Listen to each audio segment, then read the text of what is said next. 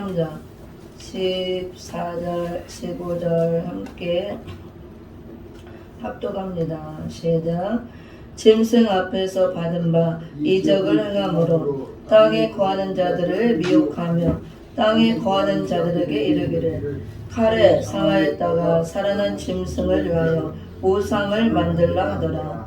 저가 권세를 받아 그 짐승의 우상에게 생기를 주어 그 짐승의 우상으로 말하게 하고 또 짐승의 우상에게 경배하지 않는 자는 몇이든지 다 죽이게 하더라. 말씀의 제목은 말하는 우상의 실체, 말하는 우상의 실체라는 제목으로 말씀 전하도록 하겠습니다.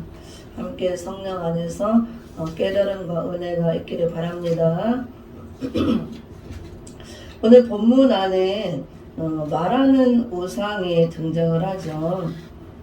이렇게 15절에 보면은요, 저가 권세를 받아 그 짐승의 우상에게 생기를 주어 그 짐승의 우상으로 말하게 하고, 이렇게 이런 내용이 나옵니다. 그럼 우상이 말을 한다는 거죠. 우상. 오늘 본문 말씀을 중심으로 말하는 우상의 실체가 무엇인가, 이 말하는 우상의 실체에 대해서 함께 우리가 말씀을 통해서 깨닫고 은혜 받는 시간 갖도록 하겠습니다. 우리가 일반적으로 기독교인이라면 우상 하면은 거의 다 알아요. 우상이 무엇인가. 우상이 무엇입니까? 그러면은 다 대답을 잘합니다. 하나님보다 더 사랑하는 것이 우상이죠. 그건 맞습니다. 그래서 구체적으로 무엇입니까? 그러면은 잘 알아요. 자녀를 더 사랑하면 자녀가 우상이 되고, 물질을 더 사랑하면 그 물질이 우상이 되고, 남편을 더 사랑하면 남편이 우상이 되고, 또 세상 명예와 권세 이런 것들을 바라보고 하나님보다 더 우선시하고 그것들을 잡으려고 더 이렇게 하나님보다 앞세우고 쫓아가면 그것이 우상이죠. 말합니다. 그리고 또 저기 이제 불교에서 섬기는 부처, 돌부처가 우상이죠. 그 다음에 뭐 돌하루방, 또 우리나라 많은 그 우상들, 보이는 우상들 있죠. 돌이나 나무 이런 것들 깎아 만든 것들, 천하 대장군, 지하 여장군, 그런 것들 다 우상이죠. 선앙당, 돌무덤 쌓고 소원 비는 거. 그 대답을 잘합니다. 그게 틀린 대답이 아닙니다. 맞습니다. 근데 그런 것들은 우리가 많이 들어봤고 알고 있습니다. 우상의 실체가 또 어떤 것들인가. 그래서 믿는 사람이라면 어느 정도 믿음을 갖고 있고 말씀의 지식을 갖고 있으면 그런 우상을 따르지 않죠. 보이는 실체, 돌 우상, 나무 우상, 뭐 깎아 만든 거, 부 만든 거 이런 것들을 따르지 않습니다. 내가 교회 다닌다면서 믿는다면서 그런 것들을 찾아다니면서 소원을 빌고 하는 사람 거의 없죠. 근데 가끔 있는 분들도 있더라고요. 또 이렇게 해를 보고 빌고. 그래서 우리가 새해가 되면 해맞이 많이 가죠. 정동진 많이 가고. 물론 꼭 그 해를 보고 소원을 빌기 위해서 가는 건 아니겠죠. 근데 믿지 않는 분들은 많이 또 그걸 목적을 두고 가더라고요. 거기 가서 해돋이를 보고 새로운 마음으로 소원을 빌고 이렇게 오면은 한 해가 잘 될 것이라는 소망과 기대를 갖고 많은 사람이 갑니다. 정말 기독교인들은 꼭 그런 것보다도 그냥 여행 삼아 한번 가서 새로운 마음으로 각오를 다지하고 오자, 이제 그렇게 가겠죠. 거기 가서 해를 보고 소원 빌고 오는 사람은 없겠죠. 저 태양도 하나님께서 만드신 건데 또 새해를 주셨습니다. 하나님 감사합니다. 올해도 하나님을 잘 섬기고 하나님 뜻대로 살게 해주세요. 그런 마음으로 이제 간다고 저는 생각합니다. 그래서 저는 한 번도 가보지를 못했습니다. 갈 시간이 없어서. 어쨌든 그런 우상들은 잘 섬기질 않아요. 그렇지만 이제 그런 보이는 우상보다 알면서도 보이지 않는 내면적인 우상들을 많이 또 섬기고 있어요.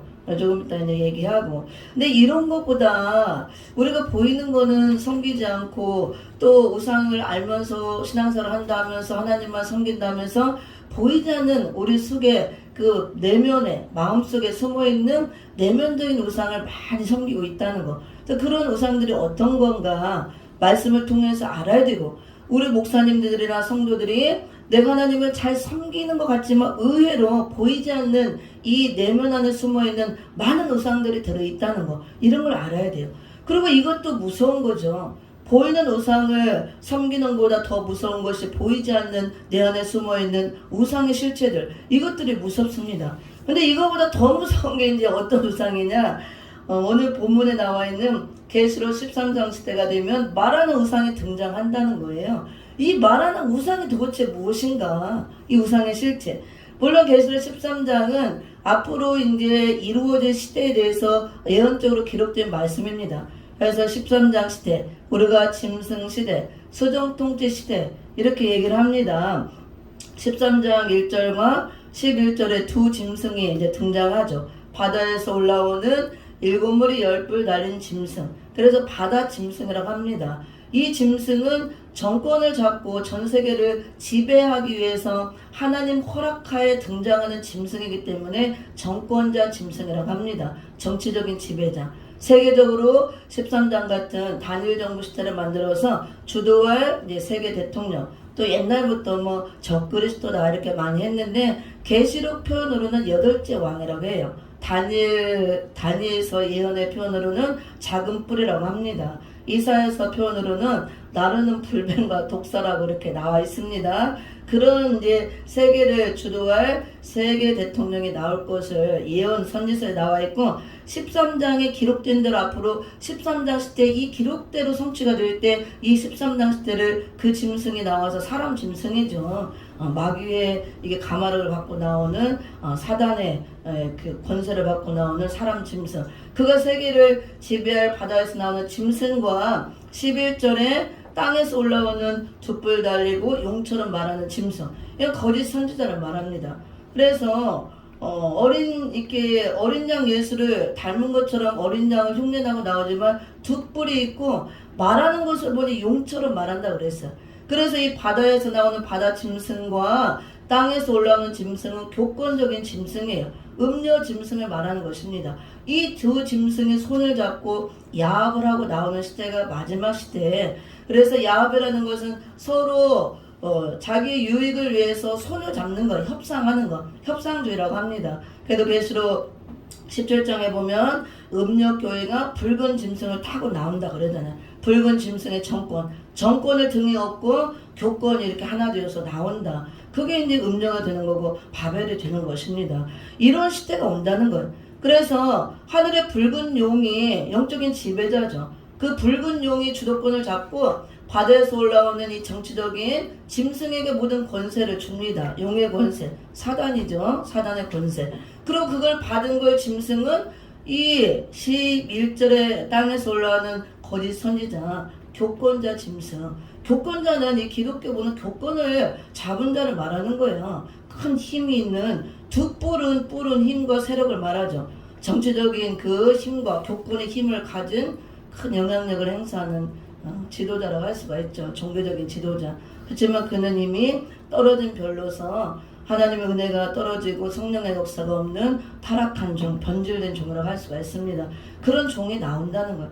그래서 용의 권세를 받아서 이 붉은 용과 붉은 짐승, 붉은 음료는 한 세트예요. 붉은 용의 3세력을 합니다. 이 붉은 용의 3세력이 하나님을 대적하고 나오는 최고의 대적자로 나와서 마지막 때를 역사하고 13장 시대를 주도할 겁니다. 그래서 그런 13장 시대가 올 때에 짐승이 주도하고 지배하는 시대라고 해서 짐승 시대, 수정통치 시대 이렇게 얘기를 합니다. 앞으로 이런 시대가 오기 때문에 그 시대에 떨어지면 모든 그 시대에 지배를 받는 사람들은 이 두 짐승의 아래에서 지배를 받으면서 자유가 없어요. 짐승의 우상을 만들어 놓고 절하라, 경배하라 하면은 짐승의 우상에게 절하고 경배해야 됩니다. 안 하면 몇이든지 죽이는 시대. 그 다음에 이마와 오른손에 짐승의 표를 받아야 돼요. 이 표가 없으면 매매를 못하는 시대. 경제에 아무런 활동도 못하고 마비가 되는 겁니다. 이게 큰 시험의 때고 환란의 때예요. 이런 시대가 온다고 반드시 계시록 13장에 기록이 돼 있고 예언서에다 기록이 되었기 때문에 우리 시대는 이 선지서 예언이 계시록에 기록된 대로 이미 성취되는 시대에 살고 있어요. 성취가 되어서 우리 눈앞에 현실 세계 이루어지는 이런 시대를 살고 있다고 봅니다. 그래서 마지막 시대라고 하고 주 재림 때, 재림의 주님 올 때가 더 임박했다, 가깝다, 말세지말이라 하는 것입니다. 그래서 깨어 있어야 되고 정신 차려야 되고 준비해야 되고 예비해야 된다, 그런 말씀. 그래서 이런 때이기 때문에 이 시대에 들어가면 끝장나는 거예요.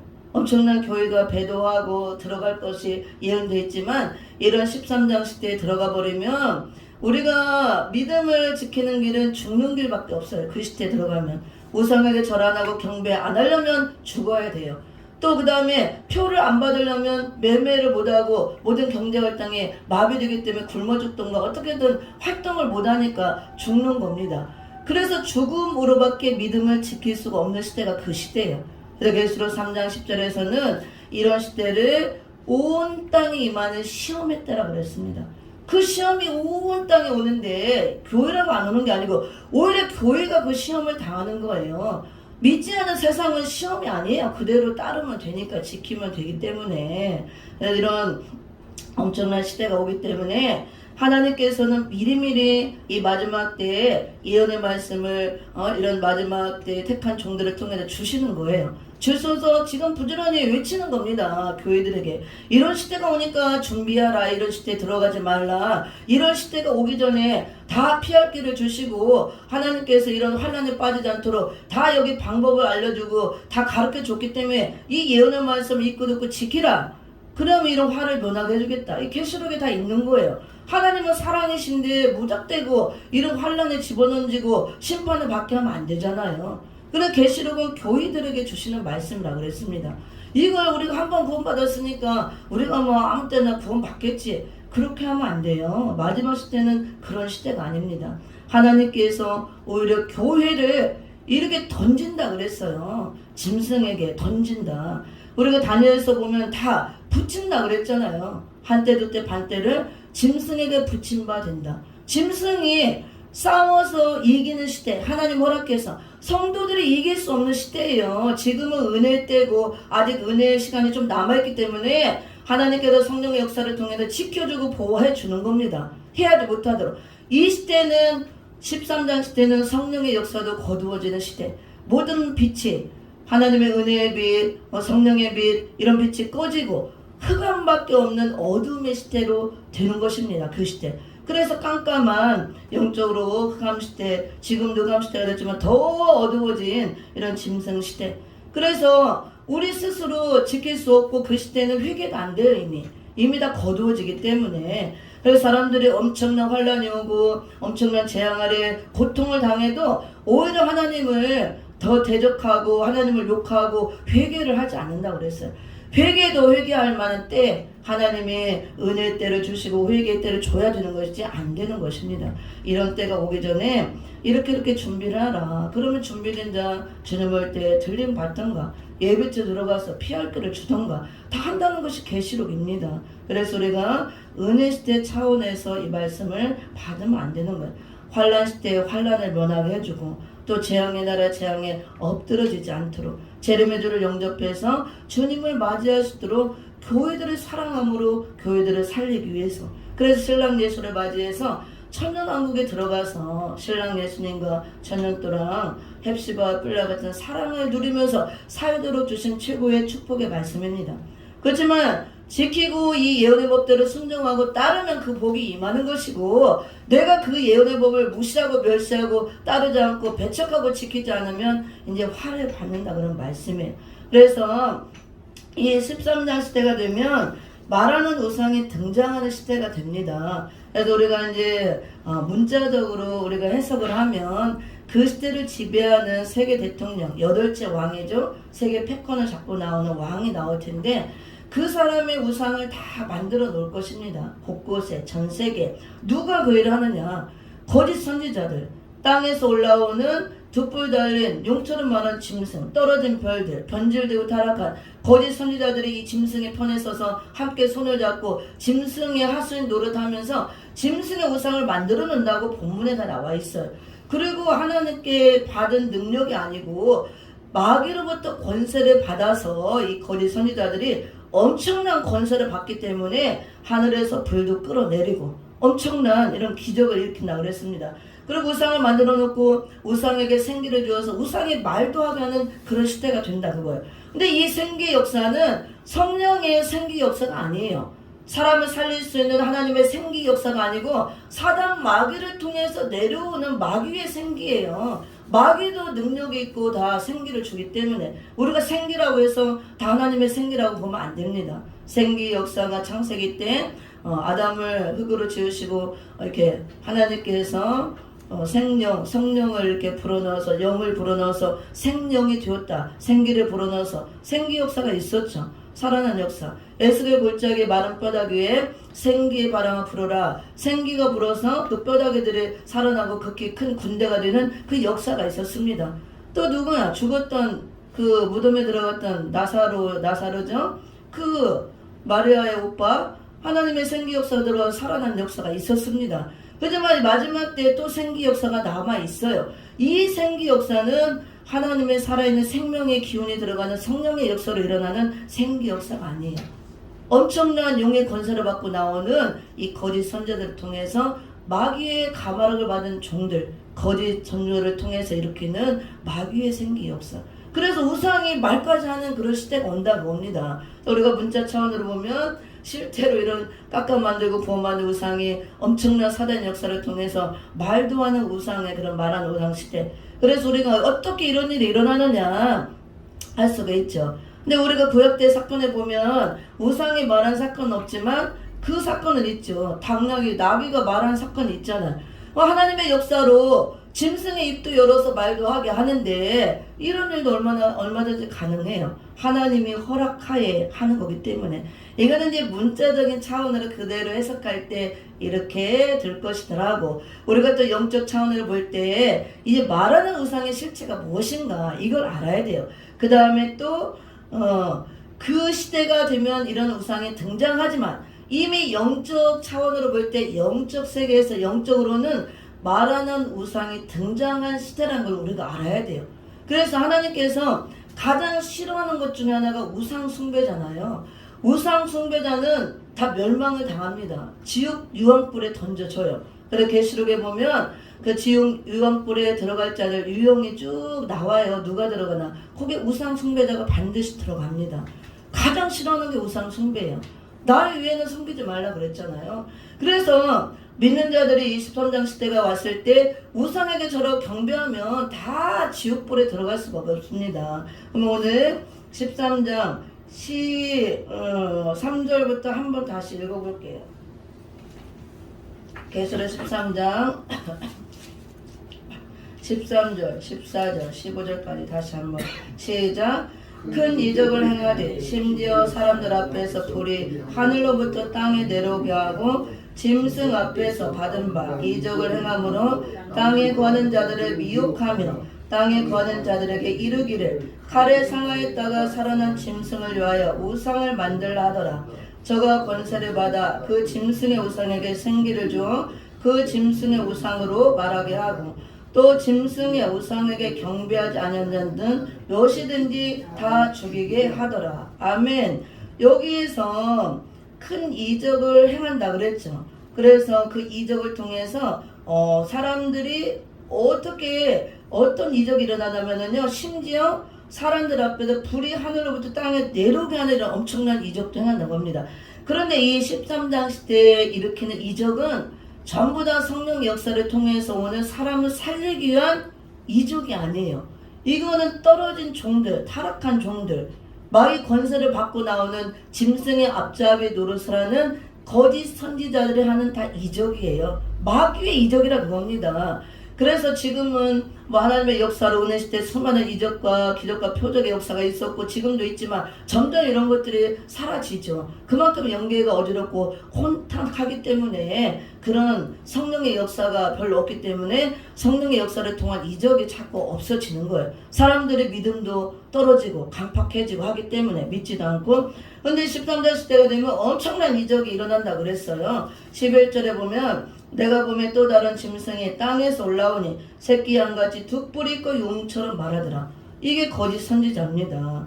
그래서 13장 1절에서는 바다에서 올라온 일곱 무리 10분 닿는 짐승이 등장하죠. 정권자 짐승, 바다 짐승이라고 합니다. 11절에서는 땅에서 올라오는 짐승, 새끼 양처럼 생겼다는 거예요. 새끼 양은 어린 양이죠. 어린 양은 예수님이 어린 양으로 오셨잖아요. 어린 양 예수 그리스도를 흉내내고 나온다 그거예요. 그런데 어린 양 예수님을 닮았으면 어린 양처럼 얘기를 해야 되는데 두 뿔이 있대요. 새끼 양은 뿔이 있으면 안 됩니다. 두 뿔은 이렇게 세력, 권세를 의미하는 거예요. 그래서 정치적인 세력과 그 정권의 세력, 교권의 세력, 이 두 뿔의 세력을 갖고 나오는 거 말합니다. 이렇게 뭐 꼭 누구라고 하긴 그렇지만 마지막 때 큰 대형 교회, 큰 교단, 크게 이름이 있고 능력 있고 행사를 하는 종교 중에서 떨어진 별들이 많이 나온다 그랬는데 그런 사람들이 정치적으로 다 협상하고 이렇게 같이 할 가능성이 크지, 이렇게 작은 교회 힘도 없고 돈도 없고 사람도 없는 그런 사람들은 이용 가치가 없기 때문에 협상을 하지 않아요. 정치적으로 이용 가치가 있기 때문에 사람도 많으니까 사람을 많이 동원할 수가 있고 돈도 많으니까 돈을 많이 이게 끌어다 쓸 수 있기 때문에 압력을 놓고 이렇게 협상할 수밖에 없도록 만드는 겁니다. 정치적으로 압력을 가해서. 그래서 손을 잡고 나오고 정부의 정책에 따르고 순종하고 협상하고 나가면 그게 붉은 짐승을 타고 나오는 것이고 협상주의, 다 망하는 길입니다. 그래서 그런 자들이 겉모습은 주의 종이고 윤후강호 능력이 있고 세계적으로 쓰임받고 큰 명성을 횃불에 타오르듯이 쓰임받는 종 같지만 그런 종들 중에 떨어지는 별들이 나와서 그런 자들의 11절과 같이 이렇게 되는 거예요. 땅에서 올라와서 이 땅은 이 모든 믿는 자들 교권의 땅을 다 잡고 일어나는 것입니다. 힘을 갖고 새끼같이 두 뿔이 있고 말하는 걸 들으니까 용처럼 말한대. 용이 사단 마귀잖아요. 그러면 진짜 진실한 종이고 하나님의 택한 종이고 진리의 말씀을 가지고 성령의 역사를 따라 살리는 종이면 용처럼 말하면 안 되죠. 말하는 그 말씀이 나오는 것이 예수님처럼 진리의 말씀이 나와야 되는 거죠.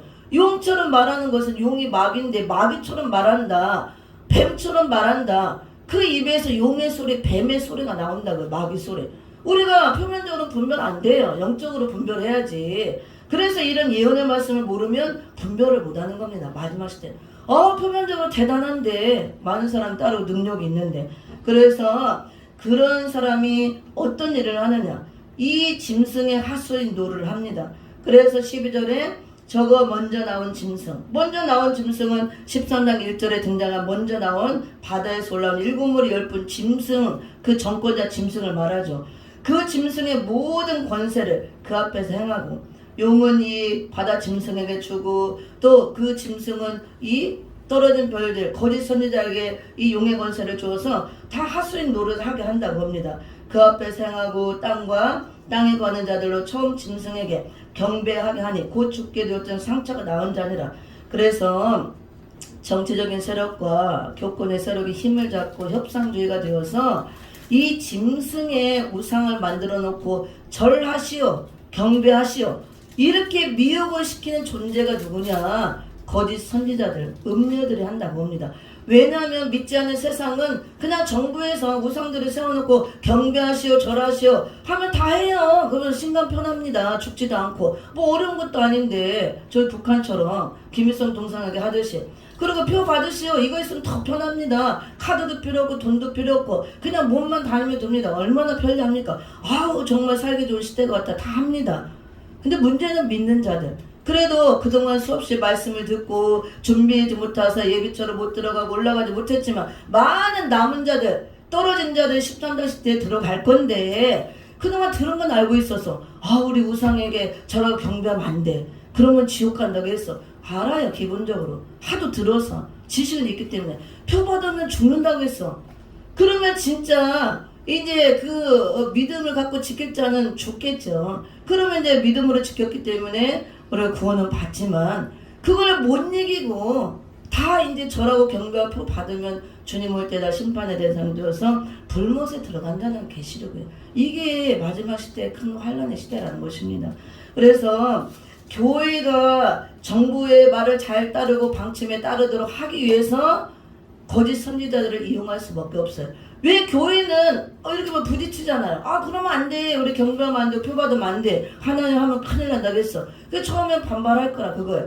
거짓 선지자들이 하늘에서 막 불을 끌어내리고 이적을 행하고 짐승의 우상에게 막 생기를 주고 말하게 하고 막 사람들이 저 사람 봐. 저 종 봐. 엘리야가 살아온 거 아니야? 어떻게 하늘에서 불이 내려와? 저 종이 진짜 살아있는 종이고 참종이고 우리 시대 우리를 살릴 종이야. 다 미혹을 받는다 그거야. 그 성령의 역사를 통해 나오는 기적이 아니에요. 이적이 아니고. 여기 분명히 나오잖아요.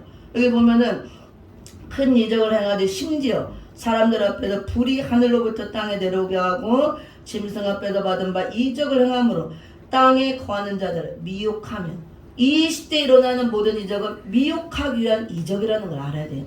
미혹하면 땅에 거하는 자들에게 이르기를 칼에 상하였다가 살아난 짐승을 하여 우상을 만들라 하더라. 거짓 선지자들이 미혹하기 위해서 용의 권세를 받아 엄청난 불도 끌어내고 역사를 일으키고, 그걸 보니까 많은 교회가 미혹받아서 다 절하고 경배한다 그거예요.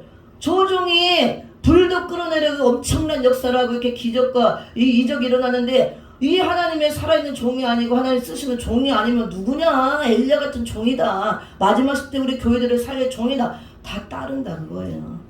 다 속는다 겁니다. 미혹하기 위해서 한다 그랬잖아요. 저가 권세를 받아, 이 권세는 하나님의 권세가 아니에요. 마귀의 권세를 받은 겁니다. 짐승의 우상에게 생기를 줘. 이 생기는 성령의 역사를 통해서 사람을 살리는 하나님의 생명의 기운이 나가는 그 생기 역사가 아닙니다. 마귀의 가마름을 받은 마귀의 생기 역사가 나간다고요. 주여 짐승의 우상으로 말하게 하고 또 짐승의 우상에게 경배하지 아니하는 자는 몇이든지 다 죽이게 하더라. 이게 참 하나님의 진실한 종을 통해서 나오는 역사하고 생기 역사라면, 우상에게 절 안 한다고 다 죽이면 그게 잘못된 거죠. 우상 숭배를 하지 말라고 해야 그게 참종이지. 오히려 우상을 만들어 놓고 절하라 경배하라 시키고 안 하면 다 죽여라, 이게 참종이 아니죠. 거짓 선지자가 분명한 겁니다. 이런 시대가 온다는 거, 이게 큰 환란의 때고 마지막 때 온 땅에 임하는 시험의 때, 우상에게 절하고 경배해야 되고 표 받아야 되는 이 큰 두 가지 시험이 온다는 것입니다.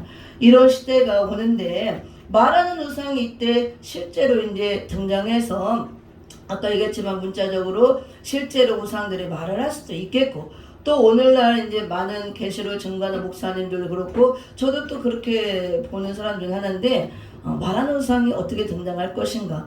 우리가 다니엘서 보면은 금신상 나오죠. 등장하고 다 절하게 하고 마지막 시대를 예표로 다 보여주는 사건입니다. 그리고 우리 시대에 실제로 보여주는 나라가 있죠. 북한은 아직도 김일성 동상을 만들어 놓고 다 경배를 시키잖아요. 다 표본으로 보여주는 거예요. 그런 것들이. 우리가 정신을 차려둘 때고, 그러면 이 말하는 우상이 그 시대는 저는 이렇게 실제로 말을 할 수도 있지만 우상이 동상이 생기를 준다고 했으니까, 이 요즘에 인공지능 로봇 다 나오죠. 이렇게 AI 등장해서 인공지능 로봇가 발달해서 완전히 막 사람하고 똑같다 그러잖아요. 중국에서도 이미 다 시행을 하고 있고, 아나운서도 인공지능 로봇가 똑같이 이쁘게 미모의 아나운서를 만들어서 앵커가 나와서 뉴스 진행해도 사람들이 다 몰랐어요. 그거를 똑같이 사람과 똑같고 말하는 것도. 그리고 이제 엊그제 프로그램에 나왔지만 이미 미국 같은데 뭐야? 재판하는 재판관? 이거 로봇가 다 한대잖아요. 너무 잘한대잖아요. 이렇게 딱 정확하게. 그래서 잘한다고 인정하고 한다고 합니다. 이런 시대. 그래서 제가 이런 시대에 맞춰서 말하는 우상도 그 시대 패권을 잡은 8째 왕, 그 우상을 그 지도자의 똑같이 그 사람이 똑같이 이게 정말 옆에 있는 것처럼 똑같이 만들지 않을까. 그래서 곳곳에 다 이렇게 설치해놓고 뭐 작동만 하면 다 말을 하겠죠. 그 사람의 음성으로 뭘로 다 집어넣어서 이미 다 해놨기 때문에. 시간만 되면 뭐 요즘에 워낙 발달했으니까 컴퓨터 이런 것이 정부에서 뭐 하나 스위치만 탁 누르면 전국 전 세계 곳곳에 세워진 마상들이 우상들이 동시에 얘기를 할 수 있겠죠. 그래서 뭐 북한 같은 데도 보면 동상마다 세워놓고 갈 때마다 경배하고 꽃 갖다 놓고 막 하잖아요. 그러면 그렇게 할지도 몰라. 시간마다 아침에 시간을 정해놓고 전부 다 가다 이 시간 되면 다 일제히 서서 그 동상에 경배를 해야 된다. 또 뭐 점심때 저녁에 뭐 그렇게 하겠죠. 그래서 스위치 하나만 누르면 다 우상들이 말을 하는 거야. 그렇게 다 내게 와서 뭐 경배를 하라 어쩌라 막 이렇게 하겠죠. 하나만 딱 누르면 전 세계. 저는 그런 시대가 온다고 봐요. 이런 인공지능 똑같이 해가지고 살아있는 것처럼. 이런 시대가 오는데, 우리가 이렇게 물어오는 시대가 오는데 우리가 그럼 어떻게 해야 되냐? 그럼 우상에게 경배하면 안 되죠. 우상에 경배하면 다 죽고. 이런 시대가 오기 전에 우리가 준비해서 이런 시대에 들어가지 말라는 것이 예언의 법이에요. 계시록. 이거보다 더 좋은 길이 있다. 마지막 때 이런 시대가 오기 전에 이 시대에 들어가지 말고, 이런 환란에 빠지지 말고 미리 준비해서 마지막 때 쓰임받다 주님 올 때 들림을 받든가, 아니면 예배처로 피해서 들어가다가 이런 시대에 피해서 예배처에서 보호를 받든가. 이냥 올라도 못 가고 피해도 못하고 남은 자들이 다 이 시대에 떨어져서 지배를 받고, 이 시대에서는 경배 안 하고 표 안 받고 해야만 이제 영적으로 구원은 받지만 육은 또 죽어야 되는 시대, 엄청난 시험의 때가 온다는 거. 그래서 13장 시대에 말하는 우상이 등장하겠지만 이거보다 더 무서운 현실이 이 시대에 이미 영적으로는 실제로 말하는 우상이 등장한 시대에 우리가 산다는 걸. 그럼 어떻게 말하는 우상이 뭐냐? 오늘 제목이 내가 말하는 우상의 실체라고 그랬죠? 이걸 알아야 돼. 이게 더 무서운 거예요, 사실은. 우리가 우상하면 아까도 얘기했지만 눈에 보이는 외적인 우상이 있어요. 금은동, 목석의 우상. 그런 것들은 다 알기 때문에 우리가 우상 숭배 잘 안 해요. 믿는 사람들이. 한번 봅시다. 계시록 9장 20절에 봅니다. 9장 20절. 9장 20절. 같이 시작. 이 재앙에 죽지 않고 남은 사람들은 그 손으로 행하는 일을 회개치 아니하고 오히려 여러 귀신과 또는 보거나 듣거나 다니거나 하지 못하는 금은 동과 목석의 우상에게 절하고. 아멘. 여기 금이나 은이나 동이나 목석으로 깎아 만들고 부어 만든 우상들, 눈에 보이는 우상이죠. 그래서 이 우상들은 여기 보지도 못하고 듣지도 못하고 걸어다니지도 못한다고 나와요. 또 이사야서 다른 곳에는 말도 못하고 너에게 화도 못 주고 복도 못 준다고 나오죠. 아무짝에도 쓸만없는 거. 근데 많은 사람들이 해놓고 가서 복 달라고 빌고 다 하죠. 부어 만들고 깎아 만들고 세워놓고. 이렇게 보이는 우상이 있어요. 외적인 우상. 유형적으로 부어 만들고 깎아 만들고 세워놓은 거, 돌 부처, 뭐 돌 하루방, 천하 대장부 지하 여정 이런 것들 전부 해와 달을 보고 빌고 뭐 이런 것들 믿는 사람들은 거의 다 안 하죠. 근데 이제 이거보다 더 조금 한 단계 센 거, 무서운 게 보이지 않는 우상, 내적인 우상이죠. 이게 더 무서운 겁니다. 이사야 26장 13절을 봅니다. 우리는 우상 숭배하면 안 돼요. 보이는 우상이든 보이진 않는 우상이든 어떤 우상이든 우상은 숭배하면 다 안 되고 유황 불못에 들어갑니다. 우상 숭배자들은. 이사야 26장 13절 읽어봅니다. 26장 13절 같이 시작. 여호와 우리 하나님이시여, 주 외에 다른 주들이 우리를 관할하였사오나 우리가 주만 의뢰하고 주의 이름을 부르리이다. 아멘.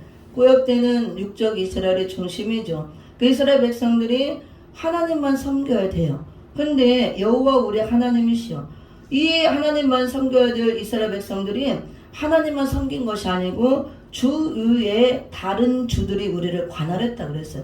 많은 다른 주들을 섬겼다고 합니다. 근데 육적 이스라엘들 많은 이방신들 섬기는 그런 역사적으로 볼 때 많은 일들이 있었죠. 그래서 하나님을 떠나면 그냥 다 우상 숭배하는 거예요. 왜냐면 인간은 신적인 존재로 하나님께서 만들었기 때문에 신을 찾을 수밖에 없습니다. 하나님을 찾고 하나님을 섬기고 공경하고 살아야 되는데, 하나님을 떠나면 이제 우상을 만들어 놓고 그런 걸 시인하고 복달라고 영생을 달라고 할 수밖에 없는 것입니다.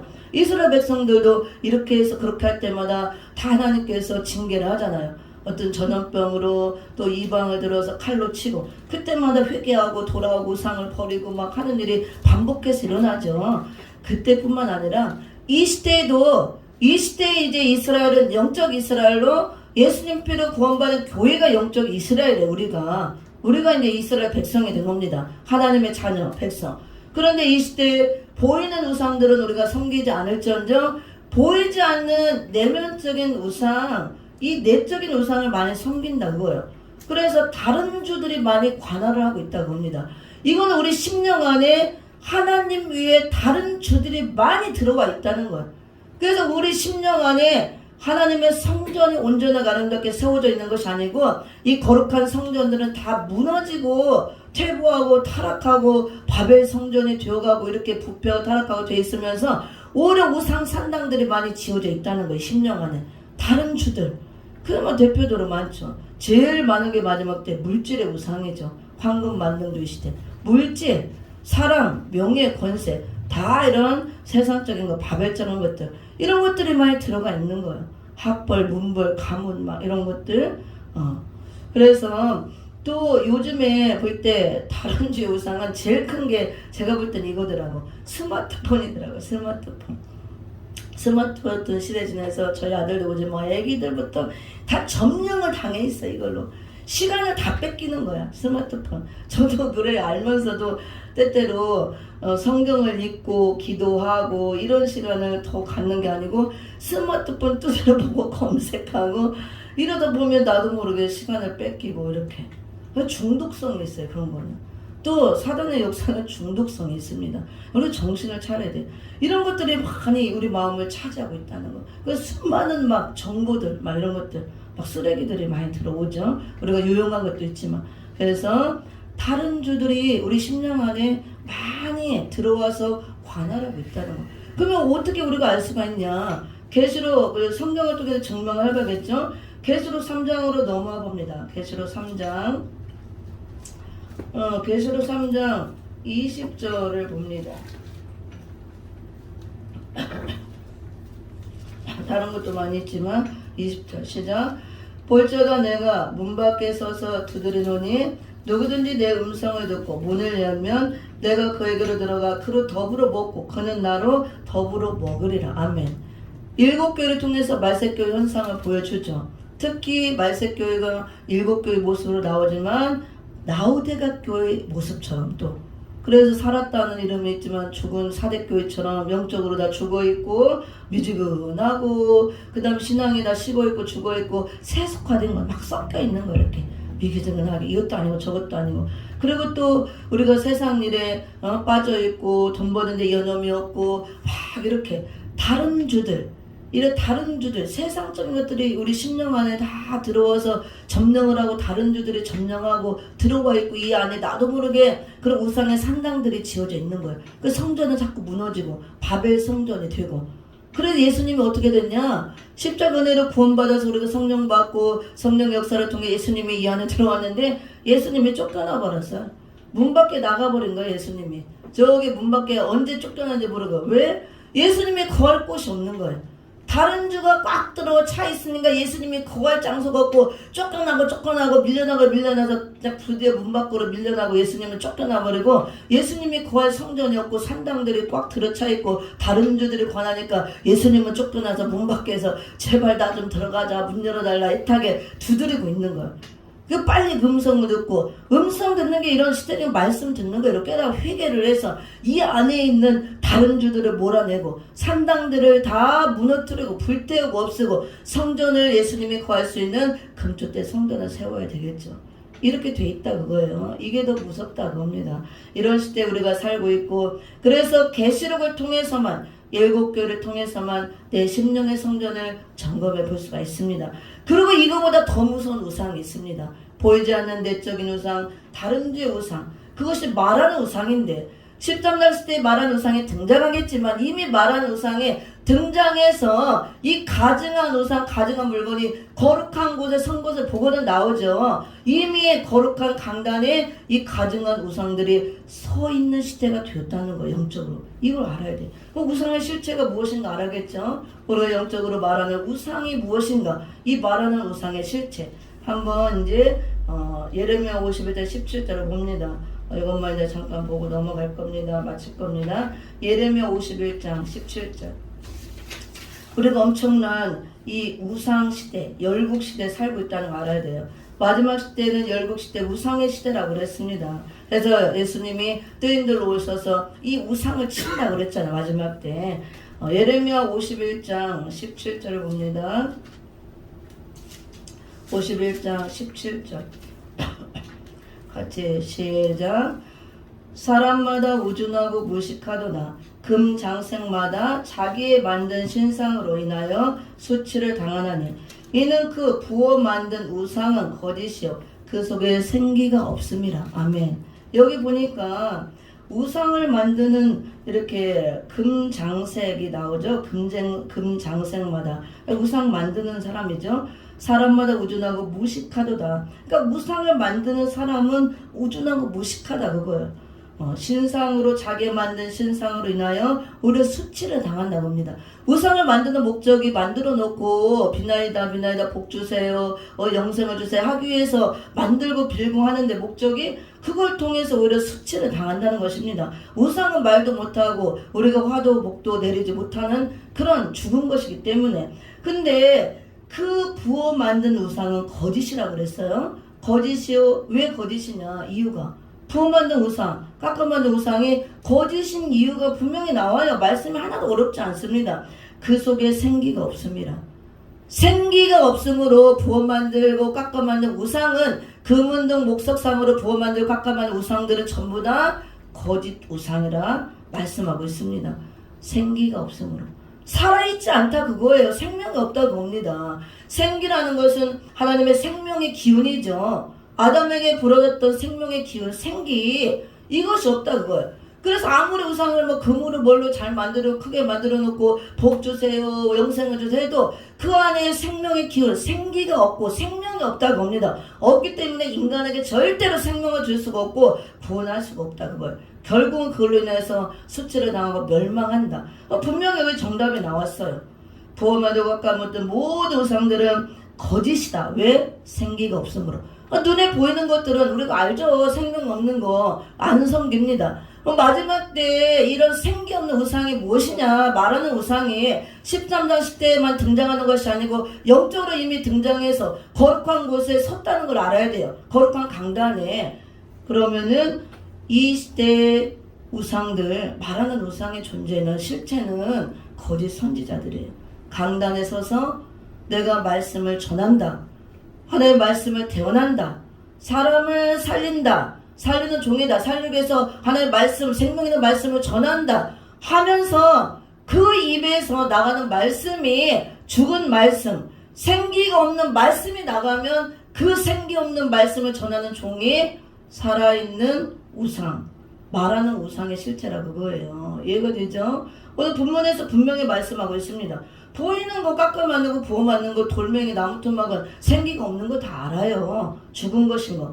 그것이 아니고 영적인 말하는 우상의 실체는 생기 없는 말씀을 전하는 종들, 거짓 선지자들, 떨어진 종들, 인본주의 사상으로 비진리를 전하는 종들, 계시록 차원에서 떨어진 별이라고 쑥물을 내는 쑥별을 합니다. 그 종들이 전부 다 이 말씀을 전하지만 그 말씀 안에 생기 역사가 나가지 않는다 그거예요. 하나님의 생명의 기운이 나가지 않고 사람을 살리는 역사가 없다 그거예요. 생명이 없다 그겁니다. 그 속에 생명이 없고 그가 죽은 자이기 때문에 이미 나무 토막 돌멩이처럼 그 사람이 생기가 없는 거짓 우상이라 그거예요. 이걸 알아야 된다고 합니다. 이게 말하는 우상의 실체예요. 이미 이런 말하는 우상들이 등장한 시대에 우리가 살고 있다는 겁니다. 13장 시대는 실제로 우상을 만들어 놓고 섬기고 하겠지만 이게 더 무섭다는 거. 이걸 모르는 거예요. 교회들이 말하는 우상의 실체가 무엇인가. 이 강단에 이미 서 있는데 한번 찾아볼까요? 마태복음 24장 15절을 봅니다. 마태복음 24장 15절. 그래서 우리가 엄청난 시대에 살고 있는 것입니다. 이 마지막 시대에는 마태복음 24장 15절 시작. 그러므로 너희가 선지자 다니엘의 말한 바 멸망에 가증한 것이 거룩한 곳에 선 것을 보거든 읽는 자는 깨달을진저 말씀하고 있습니다. 멸망에 가증한 것이 거룩한 곳에 선 것을 보거든. 멸망에 가증한 것이 가증한 우상이에요. 하나님께서 가증스럽다 가증한 것은 우상을 보고 말하는 것입니다. 멸망에 가증한 것.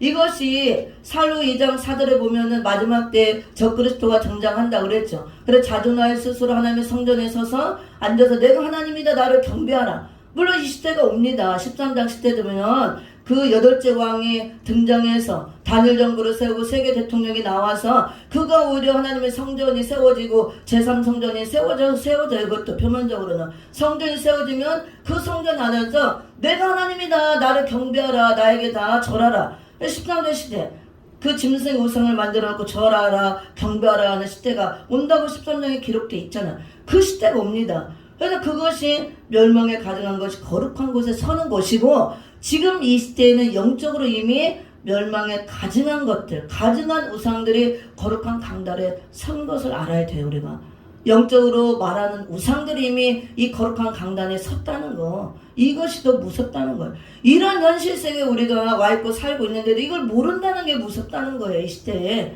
교회가, 주의 종들이, 또 성도들이. 그래서 우리가 이 계시록 말씀을 통해서, 예언의 말씀을 통해서 영적인 눈이 떠져야 된다고 합니다. 마지막 시대를 볼 수 있는 눈이 떠져야 된다, 그거예요. 그래서 13장 시대가 되면 실제로 말하는 우상들이 등장하겠지만 영적으로 이미 말하는 우상들이 등장했다는 것. 말하는 우상의 실체가 무엇인가?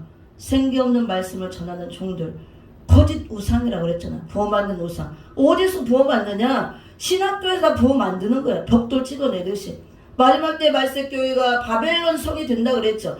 바벨론 성을 쌓는 이 재료, 벽돌이 주의 종들, 신학교에서 막 벽돌 찍어내듯이 무분별하게 인본주의 사상으로 막 찍어내고 목사 안수를 주고 참 너무나 안타깝고 저는 이런 거를 하나님 선지서기를 먼저 깨닫게 해주고 이런 거 볼 때 너무너무 마음이 안타까워서 제가 한동안은 엄청 많이 울었어요. 예레미야 같은 심정으로. 이 말세교회가 이렇게 나오는구나. 하나님 어떻게 하면 좋습니까? 근데 유등을 눈물도 말랐나.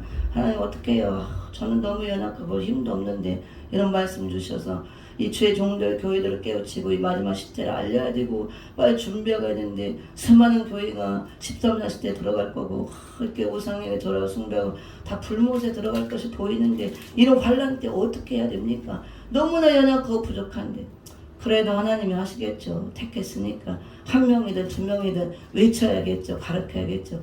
그래서 요한신학교가 이런 사명을 받고 나왔습니다. 그래서 요한신학교입니다. 마지막 때 사명을 받은 신학교 아주 중요한 겁니다. 제가 이제 너무나 마음이 아프고 안타까운 게 우리 시대가 급하게 지금 막 변하고 있죠. 코로나 팬데믹 이후에 완전히 비대면 예배 시대가 되어서 많은 성도들이 나갔다 그러고 그렇지 않아도 가난한 성도가 많은 시대에 더 많은 나홀로 예배, 나홀로 교회, 가난한 성도 엄청난 거예요. 그리고 또 요즘에 가상현실 시대, 메타버스 시대 이런 시대. 그다음에 AI 인공지능 로봇 시대. 21세기는 로봇 시대가 온다. 제가 예전에 신학 공부할 때 우리 또 스승님이 항상 그 얘기도 했는데 진짜 그 시대가 됐어요. 그래서 막 그 실직자들이 너무 많고 사람을 대신해서 로봇가 다 하는 겁니다. 근데 엄청난 이런 시대가 올 것을 알지만 이제는 앞으로 어제 우리가 포럼에서 들었지만 미국에서 벌써 앞으로는 이렇게 된대잖아요. 스크린 띄우면 이 가상현실 시대 이런 게 현실화돼서 예수님이 실제로 막 살아서 설교하는 것처럼 이 막 스크린에 나와서 예수님이 막 설교하고 바울이 살아나온 것처럼 바울이 실증을 막 이렇게 다 만들어가지고 이렇게 막 하고 그런 건 좋아요. 더 현실감 있겠죠. 그래서 우리가 이 시대가 이렇게 변하니까 고래타분하게 막 이러고만 있으면 안 되고 변하는 것을 우리가 알고 우리가 그런 걸 잘 활용해서 복음을 위해서 바르게 쓸 건 쓰지만 이 시대가 이렇게 변하고 문화 문명이 발달한다고 다 좋은 건 아니에요. 그럴수록 더 교회는 또 타락을 할 수가 있는 겁니다. 그래서 이제 한번 뭘 누르면 1년치 설교가 쫙 나온대요. 그게 어떻게 보면 편리하고 굉장히 좋죠. 목사님들이 설교 준비하면 얼마나 힘들어요. 근데 절대로 좋은 게 아니에요. 설교는 진짜 기도하면서 피땀을 흘리면서 영적으로 씨름하면서 성령의 영감을 통해서 이 영적인 설교를 만들어내서 기도 준비하고 나와서 성령에 사로잡혀서 성령의 도구로 생명 있는 말씀을 전해야 생명을 살리고 영들을 터치하고 하는 거지. 그렇게 해서 편리는 하겠죠. 노력 안 하고 쉽게 설교. 그걸로 무슨 생명이 있고 생기가 나고 사람을 살릴 수 있냐 그거죠. 그건 아니라고 봅니다. 그리고 로봇가 인공지능 로봇 나와서 더 잘한대요. 스위치 탁 눌러면 설교도 유창하게 촥 하고 막 은혜롭게 한대요. 물론 더 하겠죠. 좋은 것들만 다 거기다 집어넣어서 탁 누르면은 막, 이 목사들은 실수도 많이 하고 말도 버벅버벅대고 아주 잘 생각도 안 나고 막 이렇게도 하고 몇 장 갑자기 하다 보면 막 틀리기도 하고 하잖아요. 근데 얼마나 잘하겠어요. 틀리는 것도 없이 유창하게. 그러면 은혜는 받을 수 있고 혼적인 부분, 지식으로는 충족이 되지만 절대로 영적인 거를 타치 못하는 겁니다. 저는 그래서 이런 걸 들을 때 정말 무섭구나. 이 계시록 13장 시대 짐승 시대를 이루기 위해서 이렇게 빨리 사회가 변화되고 급박하게 이 시대로 가고 있구나. 정말 이런 거 볼 때 이게 발전하고 좋다고 하면 안 되고 이걸 편리하지만 우리가 받아들일 건 받아들이고 버릴 건 버려야 돼요. 그러면은 그게 좋다고 해서 강단에 그 인공지능 로봇을 세워서 제가 지금 로봇이야. 저하고 똑같은 만들어서 이걸 해갖고 지금 하는 거예요. 그러면 막 유창하게 잘하니까 잘한다. 막 은혜는 받고 지식은 충만하게 얻을 수 있지만 절대로 거기에서 생기 역사는 나가지 않습니다. 하나님의 생명의 역사가 나가지 않고 생명이 나가지 않고 영을 터치할 수 없고 영을 살릴 수 없는 것입니다. 하나님은 영이라 그랬어요. 하나님 말씀은 다 영의 말씀입니다. 우리 영을 터치하는 거야. 살아있는 말씀으로 성령이 영의 부분을 건드려서 깨닫게 하고 회개도 시키고 이 생기가 들어가서 살아있는 말씀으로 살리게 하고 그가 거듭나고 회개하고 천국에 가게 하는 거지. 귀만 커지게 지식을 얻게 하고 하면 뭐냐고 다 지옥 가게 하는 건데 이게 어떻게 보면 마귀의 전략이라는 거예요. 우리가 속으면 안 됩니다. 이런 것들을 기계를 이용해서 편리하게는 해야 되겠지만 그런 시대가 왔다고 그걸 강단에 세우면 그것 자체가 얘기했잖아요. 마태복음 24장 15절 멸망에 가증한 것이 거룩한 것에 선 것을 보거든. 이미 나왔대잖아. 이게 그런 시대. 말씀이 성취되는 시대라는 거예요. 우리가 정신을 차려야 됩니다. 13장 시대. 말하는 우상이 등장한 시대 이미. 그래서 실제로 이런 로봇가 쓰면 그게 말하는 우상이 되고 생기가 없는 것이 다 거짓 우상이라고 그랬잖아요. 어떻게 로봇가 이거 보세요. 로봇가 아무런 생기도 없고 영이 없는데 성령 받을 수 있어요? 회개합니까?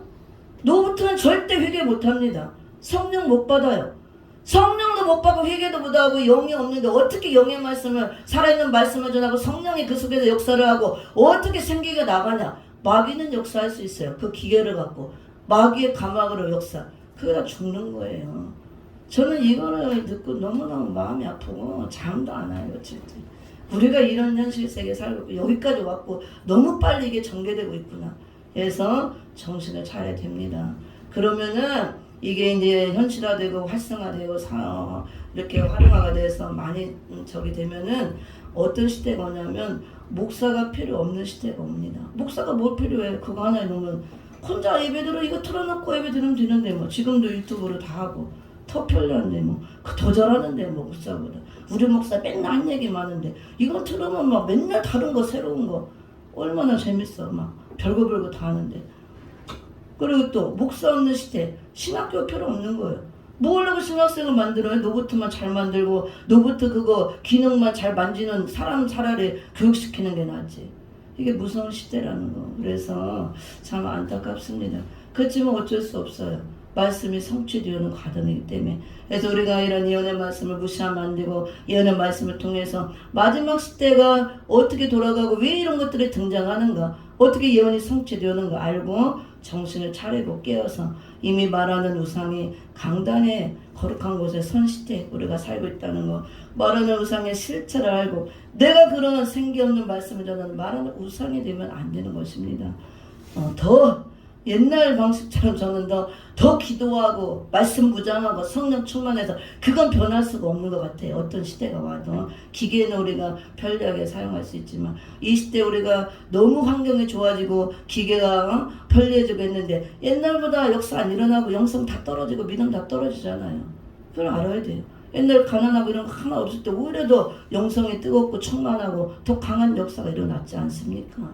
그래서 우리가 이런 이 시대에 돌아가는 현상을 보고 말씀이 어디까지 성취되었나, 우리 교회가 신학교가 어떤 자세로 우리 이런 것들을 대처를 하고 어떤 방안을 갖고 이겨야 되는가, 우리가 어떻게 무장을 하고 신학교를 운영하고 신학생들을 길러내고 죄 종들을 무장시키고 지도해야 되고 하나님 택한 백성들을 이런 시대에 살려낼 것인가.